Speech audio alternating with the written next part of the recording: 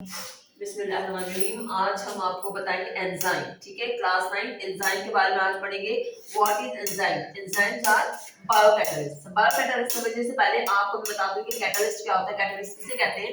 ये देखिए, जब भी कोई केमिकल रिएक्शन होता है, ठीक है, जैसे यहाँ पे हमारे पास नाइट्रोजन है या हाइड्रोजन है, यहाँ पे अमोनिया बनी।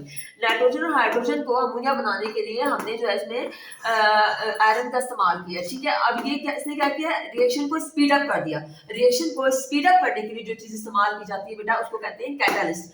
अब एंजाइम क्या है? Enzyme is biocatalyst. आपके जिस्म के अंदर जो भी कोई केमिकल रिएक्शन हो रही है, जो भी कोई केमिकल रिएक्शन हो रही है, वो क्या कहलाते हैं? बायो कैटलिस्ट कहलाते हैं। ठीक है, अब एंजाइम आपका एंजाइम क्या है आपके लिए? बायो कैटलिस्ट है, जो आपकी जो है वो बॉडी में वर्क कर रहा है, काम कर रहा है। तो इसी तरह जो ये आपकी बॉडी में काम करता है, दो तरह से काम करता है। ठीक है ना, यहाँ पे है मेटाबॉलिज्म। मेटाबॉलिज्म क्या होता है?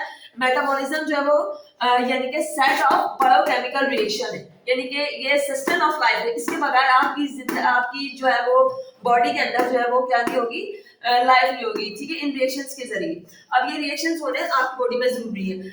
आपकी बॉडी में जो है वो ये टू सेट्स ऑफ मेटाबॉलिज्म होते हैं, जैसे कि हमारे पास है एनाबॉलिज्म और कैटाबॉलिज्म। एनाबॉलिज्म एक तामीरी अमल है। इसके अंदर क्या होता है कि जो है वो दो चीजें जो होती है वो सिंपल टू कॉम्प्लेक्स होती है, यानी कि सिंपल से कॉम्प्लेक्स बन जाती है। जैसे यहाँ पर कार्बन डाइऑक्साइड है और वाटर है, ये फोटोसिंथेसिस का अमल है, इसमें एनर्जी जो है वो एब्जॉर्ब होगी। कार्बन डाइऑक्साइड और वाटर आपस में एक दूसरे से जो है वो कनेक्ट हुए मिले और उन्होंने मिलकर प्रोडक्ट बना दिया। क्या बना दिया जी? ग्लूकोज बना दिया और ऑक्सीजन रिलीज करवाई। ठीक है ना, ऑक्सीजन बन गई आपके पास। यहाँ पर ये एनाबॉलिज्म रिएक्शन। कैटाबॉलिज्म रिएक्शन जो है कॉम्प्लेक्स टू सिंपल, यानी कि कॉम्प्लेक्स से सिंपल की तरफ जाता है। इसमें रिएक्शन का टूटना होता है, जब टूटेगा तो एनर्जी जो है वो रिलीज होगी। ठीक है, यहाँ पर ये ग्लूकोज है और प्लस ऑक्सीजन, ये आपस में कंबाइन होकर क्या बन गया जी? कार्बन डाइऑक्साइड, वाटर और एनर्जी जो है वो यहाँ पे बनी। अच्छा, जो भी एनर्जी होती है ना आपके, ये जो एंजाइम होते हैं असल में ये प्रोटीन्स होते हैं। अब अच्छा, प्रोटीन्स क्या होते हैं? Proteins is the building block of amino acids. Amino acids के ये बिल्डिंग ब्लॉक्स होते हैं। प्रोटीन से जो है वो अमाइनो एसिड से प्रोटीन बनते हैं। अब प्रोटीन क्या होती है आपके जिस्म में? जो प्रोटीन है वो फाइबरस प्रोटीन है, मतलब आपके जो बाल है, आपके नाखून है, ठीक है, ये सबसे बने हुए। लेकिन जो एंजाइम वाले प्रोटीन है उसको कहते हैं ग्लोब्यूलर प्रोटीन, और ये कैसी होती है? स्फेरिकल होती है। ठीक है, और बाकी जो दूसरी प्रोटीन आपकी जिससे बाल बने, नेल्स बने, वो फाइब्रोजिन है, आपके मसल्स हैं, लंबी लंबी सी प्रोटीन्स होती है। अच्छा, व्हाट इज सबस्ट्रेट? सबस्ट्रेट्स क्या होते हैं?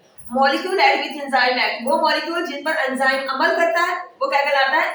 सबस्ट्रेट्स कहलाते हैं। जैसे हमने फूड खाई है, ठीक है, हमने फूड खा ली है, अब उसके ऊपर जो एंजाइम काम कर रहा है वो क्या कहलाएगा? सबस्ट्रेट्स कहलाएगा। अब इस फूड से जो प्रोडक्ट बनेगी वो क्या कहलाएगा बच्चों? प्रोडक्ट कहलाएगा।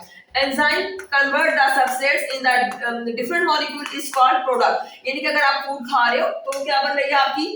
सबस्ट्रेट्स है आपका। अब इसके ऊपर काम किया है एंजाइम से, तो क्या बन गया? प्रोडक्ट बन गया। ठीक है, अब ये आपसे शॉर्ट क्वेश्चन पूछा जा सकता है कि सबस्ट्रेट्स किसे कहते हैं और प्रोडक्ट जो है वो क्या कहलाता है। ठीक है, अब इसी तरह मेटाबॉलिज्म, मैंने अभी आपको बताया कि मेटाबॉलिज्म जो है वो metabolism is the sum of chemical reaction that occur with an organism to sustain life. जो भी कोई रिएक्शन होगा ना, जो आपके जिस्म के अंदर रिएक्शन हो रहा है, वो क्या कहलाएगा? वो एंजाइम के जरिए होगा। ठीक है, अभी आपको मैंने कैटलिस्ट और बायोकैटलिस्ट में डिफरेंशिएट बताया। ठीक है, अभी मैं आपको बताती हूँ कि ये जो एंजाइम है ना, इसके बारे में हमें सबसे पहले किसने बताया था? इब्ने नफीस ने। किसने बताया था बच्चों? इब्ने नफीस ने बताया था। अच्छा, इसके बारे में ना इब्ने नफीस ने बताया था। किसने बताया था? इब्ने नफीस ने।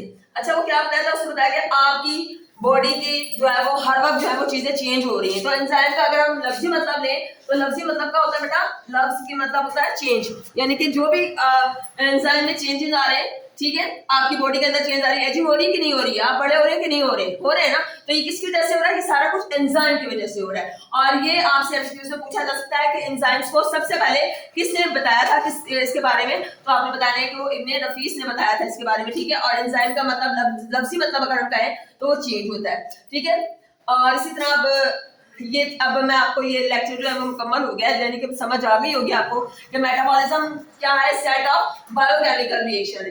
ठीक है, और इसी तरह यानी कि ये मेटाबॉलिज्म आपके जिस्म में होगा तो आपके जिस्म में हरारत रहेगी।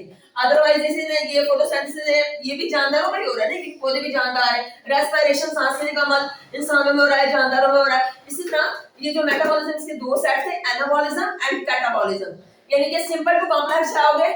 तो एनाबॉलिज्म है, यानी कि दो चीजें मिलकर एक चीज बना रही है, प्रोडक्ट बना रही है। और यहाँ पे कॉम्प्लेक्स टू सिंपल है, यानी कि डायरेक्ट कॉम्प्लेक्स से आप जो है वो सिंपल चीजें बना रहे हो तो उसमें एनर्जी जो है वो रिलीज होगी। इसी तरह अब मैं आपको जो है वो बुक से बताती हूँ कि बुक से आपने कहाँ कहाँ से जो है बेटा काम याद करना है। Thank you.